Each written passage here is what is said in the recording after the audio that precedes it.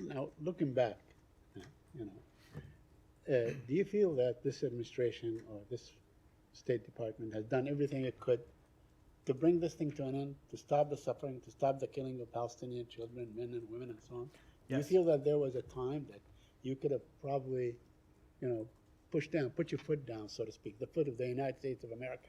Yes, I absolutely do. And Saeed, I think that No, I'm answering his first question about it. Do we believe that we've done everything that we can? Careful. Yes, I absolutely do. And Saeed, I think one of the things that we have always been focused on in trying to get a ceasefire over the line is not just to get a ceasefire for a ceasefire's sake, but to get a ceasefire that would be enduring.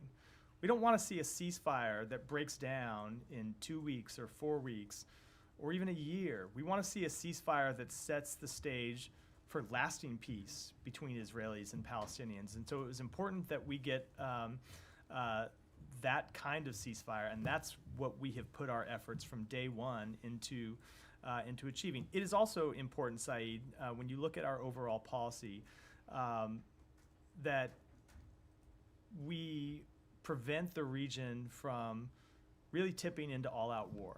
And when you look at the things that we laid out from day one, and this really goes back, you look at the things that the Secretary said the day after October 7th at the objectives that we were going to try to achieve. It was important that we continue to show that we are committed to the defense of Israel so that its enemies across the region did not see this as a moment of division and a moment of weakness when they could attack Israel and really plunge the region into the type of war that, as awful, as horrible as Gaza has been, would have extended that pain and suffering from Gaza into places all across the region. So that has also been another chief objective of our policy.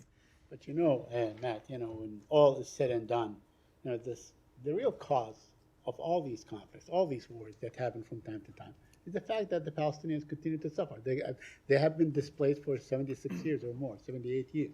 So there was a great deal of talk, rhetoric about a Palestinian state, about, finally the Palestinians living in dignity, allowing them. I think it was this administration or this Secretary of State that talked about the need for Palestinians to live in dignity and to have the same opportunities as Israelis and so on.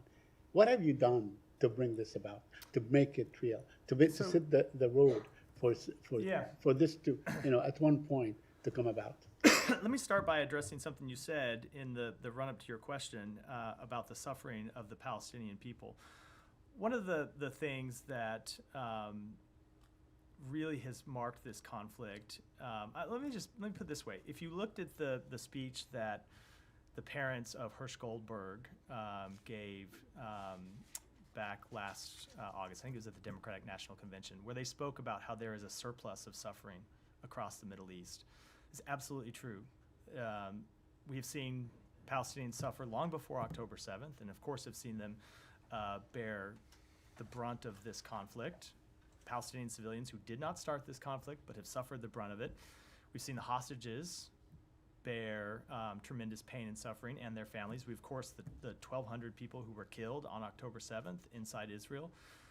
As Hirsch Goldberg's parents have said, there has been a surplus of suffering.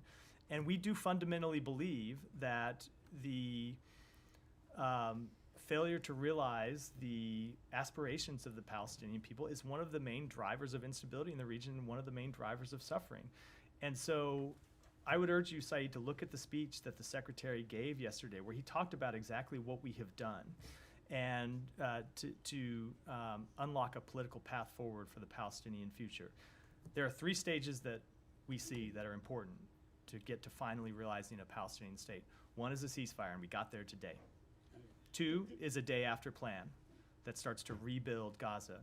And 3 is a normalization agreement with Saudi Arabia, which provides Israel, hopefully, don't know if they'll agree to it, but actually provides Israel the incentives to agree to a Palestinian state. And we have put a lot of work into developing those plans and building support for those plans, and we are ready to hand those plans off to the incoming administration. Now, agreement on those will require tough choices, and I know everyone likes to point at the government of Israel, and it will absolutely require tough choices by the government of Israel. It will also require tough choices by the Palestinian Authority, which needs to make real reforms if it wants to win the support of its people, and it wants to win financial and diplomatic and other backing by countries in the region. So there are a lot of tough choices that people in the region are going to have to make to realize that vision of a Palestinian state, but we have done what we can to make those choices possible, and now it's up to leaders in the region to decide whether they want to take them or not.